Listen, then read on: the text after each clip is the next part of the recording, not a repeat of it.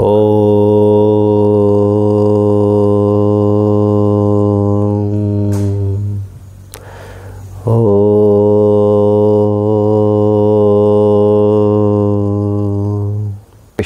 గురుదేవో మహేశ్వర గురుస్సాక్షాత్ పరబ్రహ్మ తస్మై శ్రీ గురవే నమః.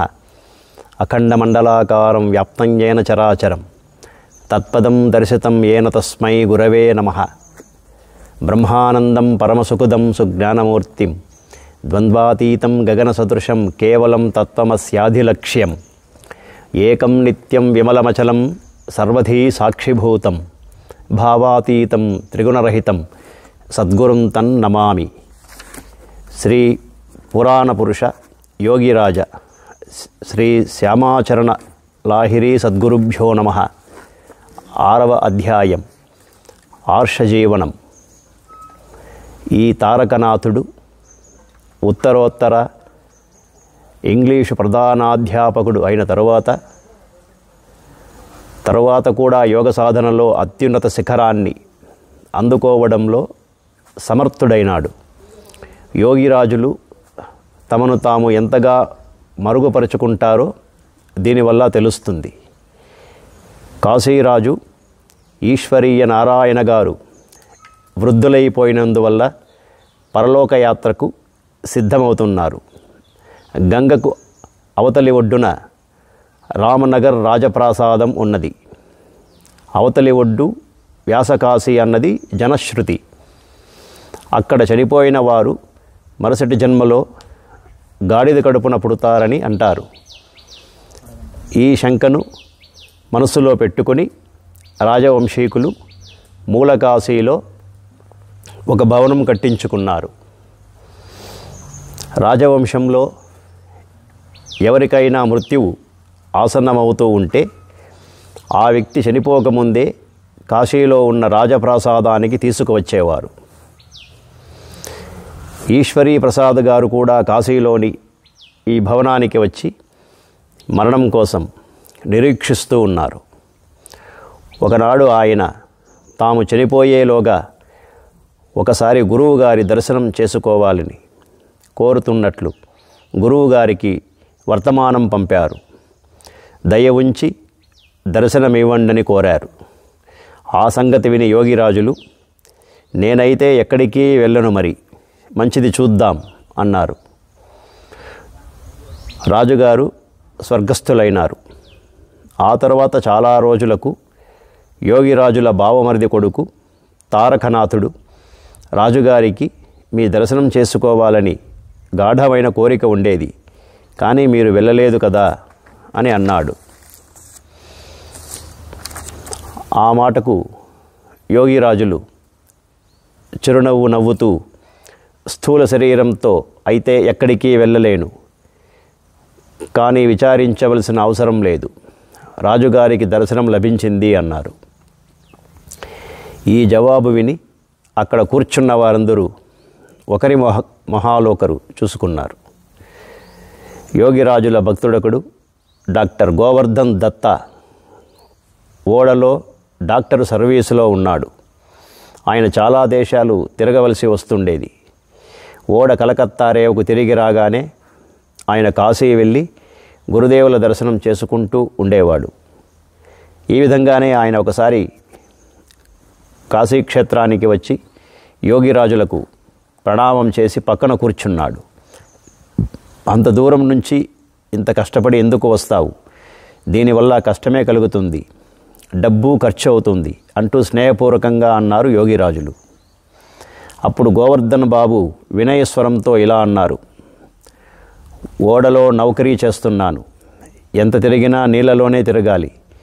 ఓడ కలకత్తా వచ్చినప్పుడు మీ దర్శనం కోసం పారిపోయి వస్తాను. ఓడలో ఉండడం వల్ల శుద్ధత పాటించడము కష్టమే. నియమ పద్ధతి ప్రకారం సాధన కూడా జరగదు. తలుచుకున్నంత మాత్రాన తమ దర్శనం లభించేటట్లుగా ఈ అభాగ్యుడి మీద దయచూపండి. యోగిరాజులు తల ఆడించి చిరునవ్వు నవ్వుతూ ఉండిపోయినారు. ఉత్తరోత్తర గోవర్ధన బాబు వల్ల తెలిసిందేమిటంటే, ఓడ బయలుదేరే ముందు ఆయన గురుదేవులను తలుచుకున్నప్పుడల్లా ఆయనకు దర్శనం కలుగుతూ ఉండేది. జీవిత చరమకాలంలో గోవర్ధన బాబు కాశీక్షేత్రంలో నివాసం ఏర్పరచుకున్నాడు. సాధనలో ఉన్నత స్థాయిని అందుకోవడంలో సఫలుడయ్యాడు. యోగిరాజుల ఇంటికి కొద్ది దూరంలోనే భైరవుడనే మంగలి ఇల్లు ఉండేది. అతను ప్రతిరోజు యోగిరాజులకు గడ్డం చేస్తుండేవాడు. ఇంటి పనులు కూడా కొన్ని చేస్తుండేవాడు. భైరవుడికి కొద్దిగా మనశ్చాంచల్యం కలగడం వల్ల, వెర్రివాలకం పడ్డడం వల్ల ప్రజలు భయపడి అతని చేత గడ్డం చేయించుకోవడం, క్షౌరం చేయించుకోవడం మానేశారు. కానీ యోగిరాజులు మాత్రం అతన్ని ఎన్నడూ విడిచిపెట్టలేదు. ఒకనాడు మధ్యాహ్నం యోగిరాజులు భోజనానికని కింద ఉన్న కచేరీ గది లోంచి బయటకు వచ్చి మెట్లెక్కి మేడ మీదకి వెళ్తున్నారు. అదే సమయంలో భైరవుడు కూడా ఒక కుండతో నీళ్లు తీసుకొని ఆయన కంటే ముందుగా మెట్లెక్కి వెళ్తున్నాడు. యోగిరాజులు పైకి రాగానే అతను వారు దగ్గరికి రావడానికి వీలుగా ఒక పక్కకు నిలబడ్డాడు. హరహర మహాదేవ అంటూ కుండలో ఉన్న నీళ్ళన్నీ వారి తల మీద వంచేశాడు. యోగిరాజులు ఏమీ అనలేదు. చిన్నగా చిరునవ్వు నవ్వుకుంటూ పైకి వెళ్ళిపోయారు. తడిసిన బట్టలు విడిచేసి వేరే బట్టలు మార్చుకున్నారు. అమరానంద బ్రహ్మచారి అనే భక్తుడొకడు యోగిరాజుల నివాస స్థానంలోనే ఉంటూ ఉండేవాడు. జరిగిందంతా చూసినప్పుడు అతనికి చాలా కోపం వచ్చింది. కానీ ఏమీ అనలేదు. ప్రతిరోజు మాదిరిగానే యోగిరాజులు గంగ ఒడ్డుకు వాహ్యాలికి వెళ్ళారు. ఆ సమయంలో అమరానందుడు భైరవుణ్ణి ఒక స్తంభానికి కట్టి కొట్టడం మొదలుపెట్టాడు. భైరవుడు బిగ్గరగా అరుస్తూ ఏడవడం మొదలుపెట్టాడు. అతని ఏడుపులు విని కాశీమణి దేవిగారు పరిగెత్తుకుని వచ్చి బ్రహ్మచారిని అదలిస్తూ ఇలా అన్నారు: నెత్తిమీద నీళ్లు పడ్డాయన ఏమీ అనలేదు. మీరెందుకు అతన్ని కట్టి కొడుతున్నారు? అతని బుర్ర సరిగా లేదు. అతను తెలిసి చేసిందేమీ కాదు. ఒకసారి రామ్మోహన్ దే న్యాయశాస్త్ర పరీక్షకు వెళ్ళే సమయంలో తాను పరీక్ష పాస్ అయినట్లయితే గరుడేశ్వర మహాదేవుడికి యోగిరాజులకు పాలతో అభిషేకం చేస్తానని మొక్కుకున్నాడు. పరీక్షలో ఉత్తీర్ణుడైన తరువాత అతను విధిపూర్వకంగా గరుడేశ్వర మహాదేవుడికి క్షీరాభిషేకం చేయించాడు. తరువాత యోగిరాజుల నివాస గృహానికి వచ్చి, ఈరోజు మీరు స్నానం చేసే సమయంలో మీకు పాలతో అభిషేకం చేస్తాను అన్నాడు. ఎందుకని యోగిరాజులు అడిగారు. అప్పుడు అతను తన ముక్కు సంగతి చెప్పాడు. గరుడేశ్వర మహాదేవుడికి అభిషేకం చేశావు కదా, అది చాలు, నాకు చేయవలసిన అవసరమేమీ లేదు అన్నారు యోగిరాజులు. రామమోహనుడు మళ్ళీ వినయభావంతోనూ కంపిత స్వరంతోనూ తన కోరిక మళ్ళీ విన్నవించుకున్నాడు. ఇది నా ముక్కు, మీరు నా కోరిక నెరవేర్చండి. ఆ తర్వాత మీకు స్వచ్ఛమైన నీటితో స్నానం చేయిస్తాను. చివరికి యోగిరాజులు అతని ప్రార్థనను పట్టుదలను మన్నించి అందుకు ఒప్పుకున్నారు. యోగిరాజులు తరచుగా రాత్రంతా యోగ సాధన చేస్తుండేవారు. పొద్దుటిపూట స్నానానికి రాణామహల్ ఘట్టానికి వెళ్తుండేవారు. వారి పరమ ప్రియభక్తుడు కృష్ణారాం కూడా వారితో పాటు వెళ్తుండేవాడు. స్నానం చేయడానికి వెళ్ళేటప్పుడు యోగిరాజులు క్రియాసాధన వల్ల మత్తులో మునిగి నిషా ఎక్కిన వాడిలా అడుగులు తడబడుతూ దారిలో నడుస్తుండేవారు. దారికి ఒక మూల ఒక కిల్లీ కొట్టు ఉండేది. ఆ కొట్టువాడు యోగిరాజులు మత్తెక్కిన వాడలా నడిచే తీరు చూసి వేలాకోలం చేస్తుండేవాడు. అంటే ఇంత పొద్దునే బెంగాలీ బాబు ఎంత నిషాలో మునిగిపోయాడో అని అర్థం. తర్వాత కొంతకాలానికి ఆ కిల్లీ కొట్టువాడే ఆయన పరమభక్తుడైనట్లు, యోగ సాధనలో మంచి ప్రగతి సాధించినట్లు తెలియవచ్చింది. యోగరాజులు ఏ విధమైన స్థూల పూజ అంటే బాహ్య పూజ చేసేవారు కారు. ఏ దేవుడి ఏ దేవత దేవాలయానికి వెళ్ళేవారు కారు. ఎప్పుడూ ఆత్మధ్యానంలో తన్మయులై ఉండేవారు. ఒక్క ఆదివారం నాడు మాత్రం కాశీ వటుకుడైన భైరవుడి దర్శనానికి వెళ్తుండేవారు. ఒకనాడు ఒక భక్తుడు అడిగినాడు, తమరు బ్రహ్మజ్ఞానులై ఉండి భైరవుడి దర్శనానికి వెళ్తున్నారు అని. యోగిరాజులు గంభీర స్వరంతో జవాబిచ్చారు, నేను వెళ్ళకపోతే మీరందరూ ఎందుకు వెళ్తారు అని. ఒకనాడు యోగిరాజులు భక్తుల చేత పరివేష్టితులై ఉన్నారు. ఉపదేశం చేస్తున్నారు. దేన్ని శాస్త్రమని అంటారు అని ప్రశ్నించాడు ఒక భక్తుడు.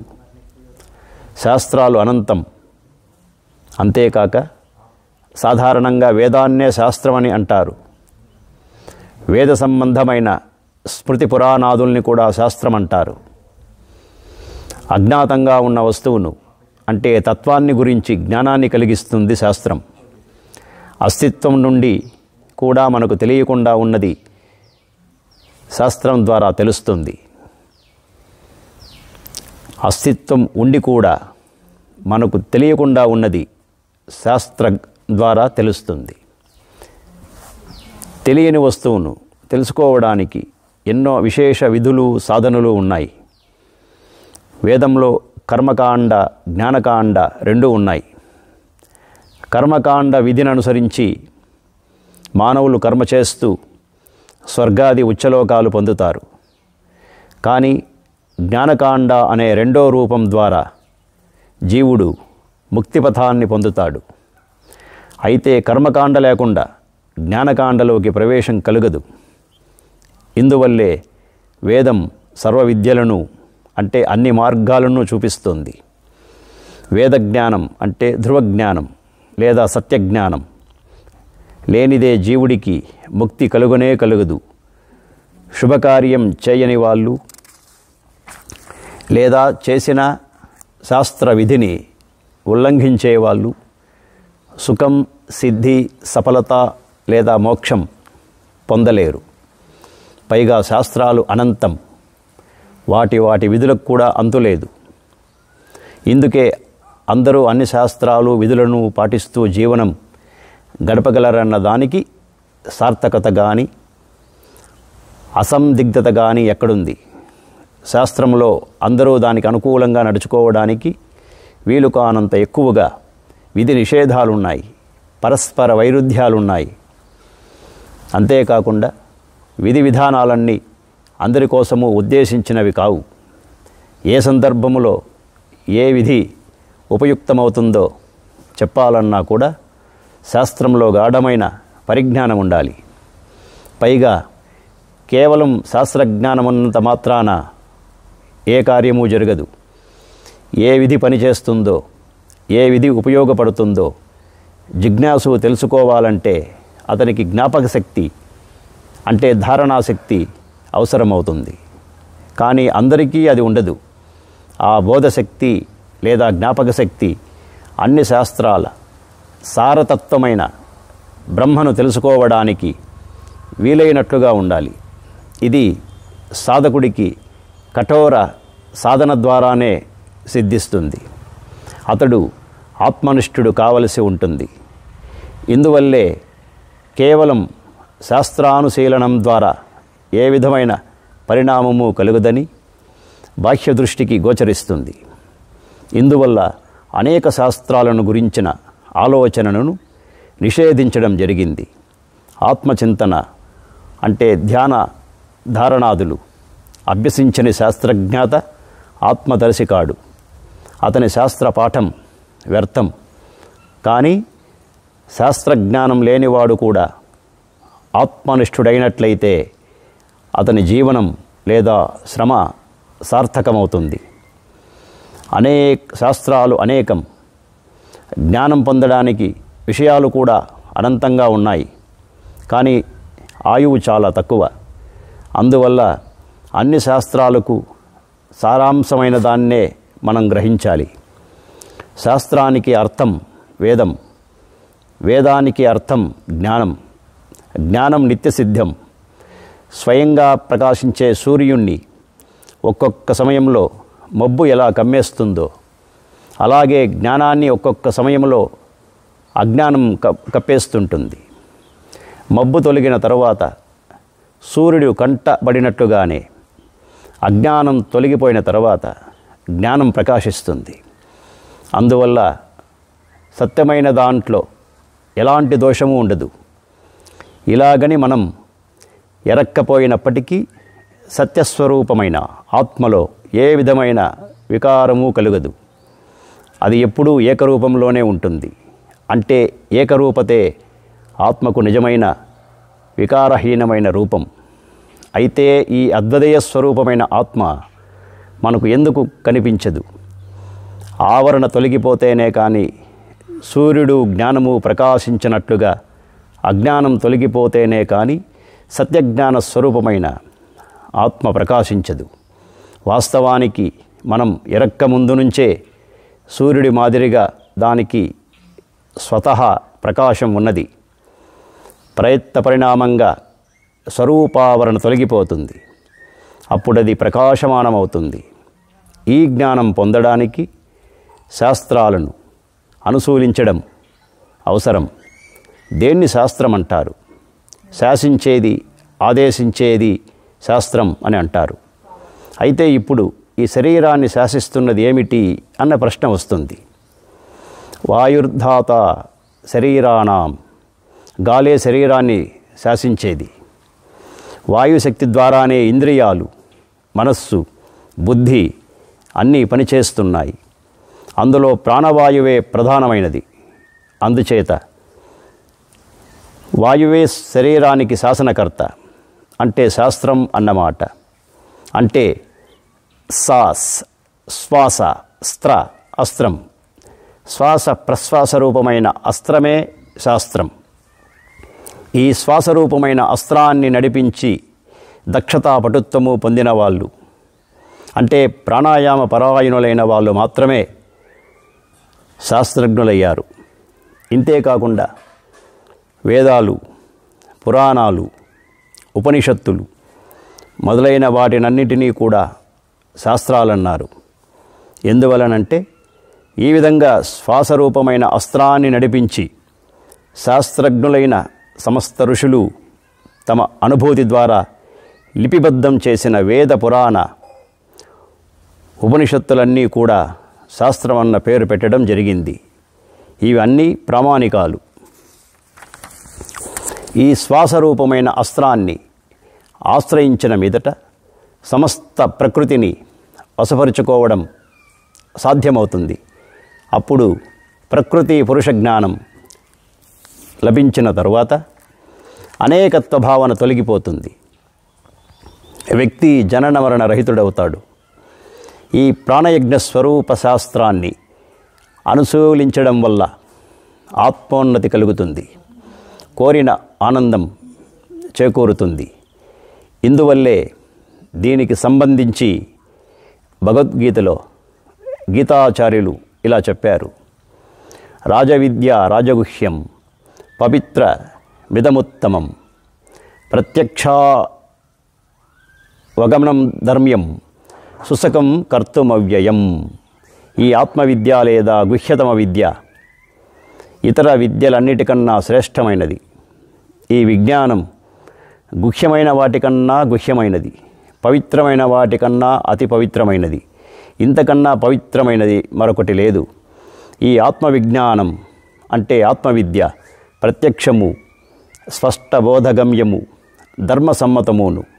ఇది విజ్ఞాన సమ్మతం కావడం వల్ల సుఖంగాను విశ్రాంతిగాను పొందడానికి వీలైనది.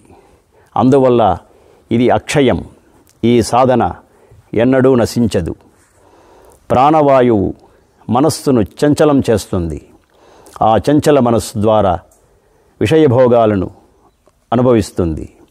వాయువు స్థిరమైనప్పుడు మనస్సు ప్రాణంతో ఏకమవుతుంది. అప్పుడే బ్రహ్మదర్శనమవుతుంది. ప్రాణాయామం ద్వారా వాయువు స్థిరమైన మీదట అపరోక్షానుభూతి కలుగుతుంది. వాయువును సాధన చేయడం ఒక్కటే తెలుసుకోవలసింది. వాయువు అధికారానికి లోబడే అన్నీ ఉన్నాయి. అందువల్ల దాని క్రియకు సంబంధించిన నియమాలను అంటే విధులను శాస్త్ర విధి అంటారు. ఈ వాయుక్రియనే బ్రహ్మ విద్య అన్నారు. ఈ క్రియ ద్వారా మూలాధారం నుంచి సహస్రారం వరకు విశ్వ చైతన్య ప్రాప్తి కలిగిన తరువాత వేదజ్ఞానం కలుగుతుంది. వేదజ్ఞానం కలిగిన తరువాత వేదాతీత జ్ఞానం కలుగుతుంది. అంటే సహస్రారములో స్థితి ఏర్పడుతుంది. ఇడ, పింగళ, సుషుమ్న అనేవి క్రమంగా 3 వేదాలు. ఇందువల్ల కృష్ణ భగవానుడు అర్జునుడికి ఇలా ఉపదేశించాడు. త్రైగుణ్య విషయా వేద నిస్త్రైగుణ్యో భవార్జున. వేదం త్రిగుణాత్మకం. నువ్వు గుణాతీతుడివి కావడానికి ప్రయత్నించు. ఈ వేద విధి అంటే ఆత్మవిద్య రూపమైన వాయువు తాలూకు క్రియ ద్వారానే త్రిగుణాతీత అంటే నిష్కామభావం కలుగుతుంది. షట్చక్ర క్రియనే వేద విధి అన్నారు. జ్ఞానం ద్వారా జ్ఞేయాన్ని తెలుసుకున్న తరువాత జ్ఞానానికి ప్రయోజనం లేనట్లే షట్చక్రాల ద్వారా ప్రాణాయామ క్రియ చేసిన తరువాత ఒక విధమైన విశేష స్థితి కలుగుతుంది. ఇదే త్రిగుణాతీత అవస్థ. అంటే సప్తరజస్తమాలు లేదా ఇడా, పింగళ, సుషుమ్నలు లేదా బ్రహ్మ విష్ణు మహేశ్వరులు అక్కడ ఏమీ లేకపోవడం. అప్పుడు మరో విధమైన క్రియ అవసరమేమీ ఉండదు. ఎందుకంటే పనిచేసేవాడికి సత్త ఏమీ ఉండదు. దీన్నే కర్మాతీత అవస్థ అన్నారు. కర్మాతీత అవస్థలోకి యోగీశ్వరుడు వెళ్ళవలసే వస్తుంది. క్రియ చేయడమే కర్మయోగానికి లేదా వేదపాఠానికి సంకేతం. ఈ కర్మ చేస్తూ సాధకుడు ఆత్మదర్శనం పొందేటప్పుడు ఆ ఆత్మదర్శనం పట్ల అంటే ఆత్మసాక్షాత్కారం పట్ల కలిగే స్వాభావికమైన ఆకర్షణే భక్తి యోగం. అంతేకాకుండా చివరిలో కర్మాతీత స్థితి కలిగినప్పుడు దాన్ని జ్ఞానయోగం అన్నారు. అంటే జ్ఞానం లేదా వేదం అంతం కావడాన్నే వేదాంతం అన్నారు. కర్మయోగ, భక్తియోగ, జ్ఞానయోగాలన్నవి అన్నీ స్వతంత్ర యోగాలు కావు.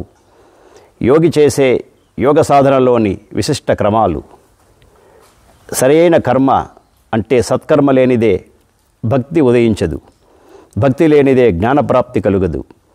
జ్ఞానం లేనిదే ముక్తి లభించదు. ఇందువల్ల ఇవి ఒకదానితో ఒకటి ముడిపడ్డ ప్రక్రియలు. వీటిలో స్వతంత్ర యోగమేదీ లేదు. సాధారణ వ్యక్తి మాత్రమే కర్మ, భక్తి, జ్ఞానాదులను స్వతంత్ర యోగాలు అనుకుంటాడు. మనస్సును షట్చక్రాల లోపల నిలిపి ఉంచకుండా బాహ్య వస్తువుల మీద లగ్నం చేసి ఉంచడం శాస్త్ర విధిని విడిచిపెట్టడం. అందువల్ల సర్వప్రథమంగా శాస్త్ర విధి పరిత్యాగాన్ని నిషేధించడం జరిగింది. అంటే శాస్త్రవిధికి విరుద్ధంగా తన ఇచ్ఛానుసారం పనిచేసేవాడు సిద్ధి, శాంతి, పరమగతి అంటే మోక్షం పొందలేడని అర్థం. అందువల్ల శాస్త్రాల సారాంశం ఎక్కడ దొరుకుతుంది? మదిత్వా చతురో వేదాన్ సర్వశాస్త్రాన్ని చైవహి సారస్తు యోగిభిః పీతస్తక్రం పిబంతి పండితాః అని జ్ఞాన సంకలనీ తంత్రం ప్రామాణికంగా చెప్తున్నది. 4 వేదాలు, అన్ని శాస్త్రాలు మధించి సారాంశాన్ని అంటే నవనీతాన్ని యోగులు భక్షించారు. మిగిలిన సారహీన భాగాన్ని లౌకిక పండితగణం పానం చేస్తుంది. ఇందువల్లే యోగిరాజులు అంటారు, సహస్రారంలో ప్రాణం స్థిరపడడంతోనే కర్మ అంతమైపోతుంది. అందువల్ల షట్చక్ర క్రియే వేదాల కర్మకాండ. సహస్రారంలో నెలకొనడమే జ్ఞానకాండ. జ్ఞానంలోనే పరిసమాప్తి ఉంది. అంతంలో జ్ఞానము లేదు, అజ్ఞానము లేదు. ఎందుకంటే జ్ఞానముంటే అజ్ఞానం కూడా ఉంటుంది. పగలుంటే రాత్రి ఉంటుంది. సుఖముంటే దుఃఖము ఉంటుంది. కర్మ సమాప్తిలో మళ్ళీ కర్మ ఉండదు.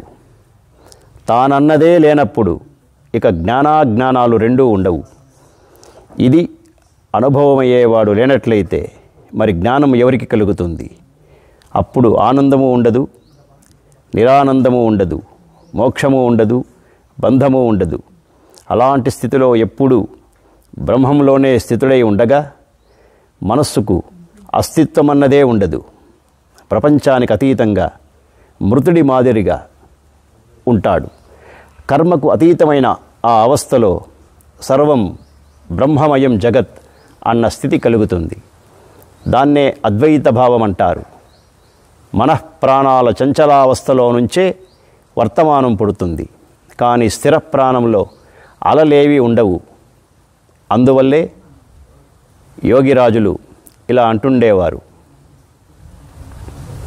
ప్రాణానికి చంచలావస్థ లేనప్పుడు, అంటే కర్మాతీతావస్థలో ఉన్న మనస్సు స్థిర ప్రాణంలో లీనమైనప్పుడు సర్వము బ్రహ్మమే అవుతుంది. అప్పుడు మనస్సు, బుద్ధి, జ్ఞానం ఏమీ ఉండకపోవడం వల్ల త్రిగుణాతీత అవస్థ కలుగుతుంది. అలాంటి బ్రహ్మనిష్ఠుడైన వ్యక్తి అద్వైత పరబ్రహ్మలో లీనమై శాస్త్రసమ్మత జ్ఞానము, అనుభూతి రెండూ లేనివాడై కేవల బ్రహ్మస్వరూపములో నెలకొంటాడు. అప్పుడు అతనే బ్రహ్మమైపోతాడు. అలాంటి బ్రహ్మవిదుణ్ణి, అంటే బ్రహ్మవేత్తను, బ్రహ్మజ్ఞుడని, బ్రహ్మజ్ఞాన సంపన్నుడని తర్కసమ్మతం కాదు కనుక, తానే బ్రహ్మమైన వాణ్ణి బ్రహ్మజ్ఞుడనడం తర్కసమ్మతం కాదు కనుక, తనకు మోక్షం కలిగిందని ఎవరైనా అన్నట్లయితే అతనికి మోక్షం కలుగలేదని తెలుసుకోవాలి. ఎందుకంటే ఆకలి దప్పులతో పాటు దేహబోధ, జ్ఞానం మొదలైనవన్నీ ఉన్నాయి. కానీ వస్తుతః మోక్షప్రాప్తి పొందిన వాడికి ఆకలి దప్పులతో పాటు దేహబోధ, జ్ఞానము వంటివి ఏవీ ఉండవు. తన జ్ఞానము, రాగము, ద్వేషము, మోహము పూర్తిగా నశించిపోతాయి. ఆ స్థితిలో అతడు జ్ఞానీ కాడు, అజ్ఞానీ కాడు. మోక్షం కలిగిందో లేదో తెలుసుకునే జ్ఞానం కూడా ఆ సమయంలో అతనికి ఉండదు. అప్పుడు అతను శూన్యంలో విలీనమవుతాడు. అదొక విచిత్రమైన అవస్థ. ఆ స్థితిలో సమస్త సత్తా విలీనమైపోతుంది. కానీ తమకు మోక్షం సిద్ధించిందని జ్ఞానం ద్వారా అనుకుంటున్న వాళ్లకు నిజానికి మోక్షం సిద్ధించినట్లు కాదు. ఎందుకంటే తెలిసినదల్లా తెలియని దానిలో ఉంటుంది. ముక్తులైన వారు మళ్ళీసారి క్రియాపరావస్థలో ఉండకపోయినా కూడా ముక్తులే. ఎందుకంటే వారు ద్వైతంలోకి మరలా రారు. అన్నిటిలోనూ బ్రహ్మను దర్శిస్తారు. పైగా ప్రయాస లేకుండా బ్రహ్మంలో నిలిచి ఉండిపోతారు. అలా ఉండకపోవడమే అపురుషార్థం.